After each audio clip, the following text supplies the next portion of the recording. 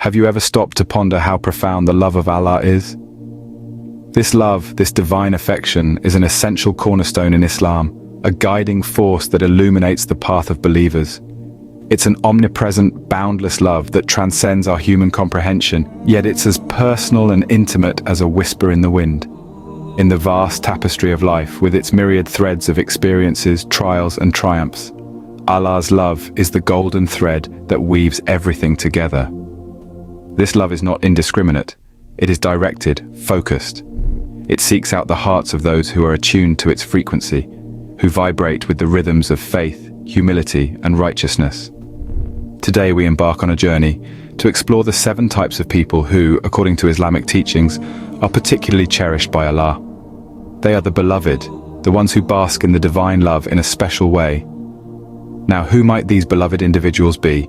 Let's delve in. First on our list are the repentant individuals. Now let's delve into the beautiful significance of repentance in Islam.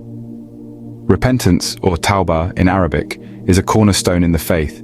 It's essentially a U-turn on the road of life.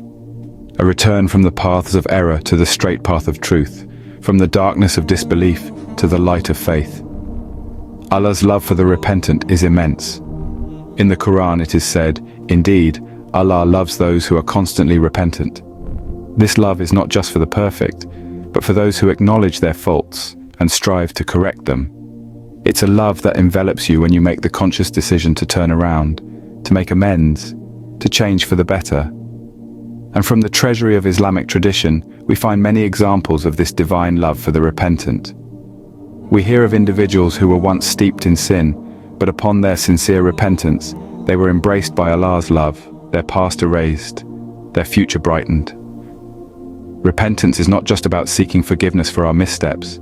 It's about a sincere, heartfelt return to the path of righteousness, a commitment to doing better, to being better.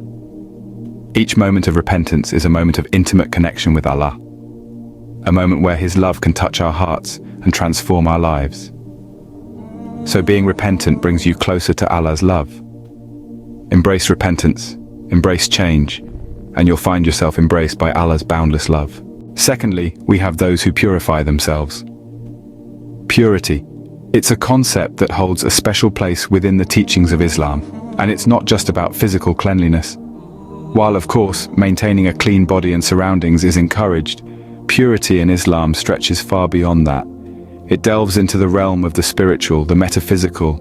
It's about having a pure heart free of malice, envy and deceit. It's about nurturing a pure mind, one that's not clouded by negativity or harmful thoughts. It's about cultivating pure intentions, where actions are driven not by selfish gain, but by a genuine desire to do good. These are the individuals who strive for inner purity, and they are indeed loved by Allah. You see, this spiritual purity, this inner cleanliness, it's like a mirror. It reflects the divine light of Allah, allowing it to touch every aspect of a person's life. It illuminates their path, guiding them towards righteousness and away from sin. But achieving this state of purity isn't easy. It's a continuous journey, a constant struggle against one's own faults and weaknesses. But those who embark on this journey, those who strive to purify themselves, they find a special place in Allah's heart. Remember, Islam encourages us to seek purity, to strive for it in all facets of our lives.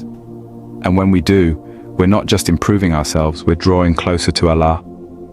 Purity in all its forms is a path to earning Allah's love. Next, we have the pious. Piety, or taqwa in Arabic, is a crucial concept within Islam. It's about conscious living, a mindfulness that keeps one's actions aligned with the moral and ethical guidelines set by Allah. It's not just about praying 5 times a day or fasting during Ramadan. It's about the essence of your actions, the integrity of your character. The pious person is not necessarily the one who prays the most or fasts the most. It's the one who is most conscious of his or her actions, who is honest in dealings, kind in speech, and humble in disposition. When we live with taqwa, we live with a heightened sense of responsibility, knowing that Allah is always watching. This consciousness guides us towards good deeds, away from the pitfalls of wrongdoing. It brings us closer to Allah's love, and in turn, Allah loves those who are pious. Piety, then, is a much-loved trait in the eyes of Allah. Fourth on our list are the just individuals. Justice, in its purest form, is a cornerstone of Islam. It's a virtue that intertwines with every aspect of life. It's not just about law and order, but also about fairness and balance in all our dealings. Allah loves those who uphold justice, those who are fair in their judgments, and those who strive to maintain equilibrium in their interactions. Let's delve into Islamic tradition.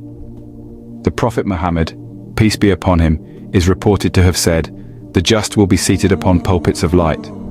Those who are just in their rulings, with their families, and in everything they do, they are promised an elevated status. Being just isn't always easy. It requires strength, courage, and a steadfast commitment to truth. But it's a path that leads to divine love, a path that Allah cherishes. Justice, therefore, is a virtue that Allah loves. Next, we come to those who put their trust in Allah. Now, trust is a compelling aspect of our lives. It's an anchor that provides stability in the stormy seas of doubt and uncertainty. But what does it mean to trust in Allah? It's about believing in His wisdom, His plans, and His timing. It's about surrendering control and understanding that we're not the masters of our destiny, but merely passengers on a journey that's been mapped out by a more knowledgeable guide. Trust in Allah is not about sitting back and expecting miracles to happen. It's about striving with all your might, doing your best, and then leaving the outcome to Allah. It's about accepting that whatever happens, good or bad, is for the best because it's His will. Now, why are those who trust in Allah loved by Him? Well, placing trust in Allah is a signal of true faith. It shows an unwavering belief in His supremacy, a humble admission of our limitations, and a profound submission to His will. This trust is a beautiful acknowledgement of our relationship with Allah, of our reliance on Him, and of our acceptance of His wisdom. This trust in Allah is not only a source of peace and contentment, but also a way to draw closer to Him. It's a trait that Allah loves, for it reflects a heart that is full of faith, hope, and humility.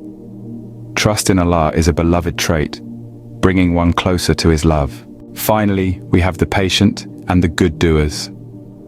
The virtues of patience and doing good are held in high esteem within the Islamic tradition. These individuals who embody these qualities are especially cherished by Allah. The Quran, the holy book of Islam, includes numerous verses that commend the virtues of patience and doing good deeds. These virtues are not only praised, but are also considered as paths to righteousness and the love of Allah.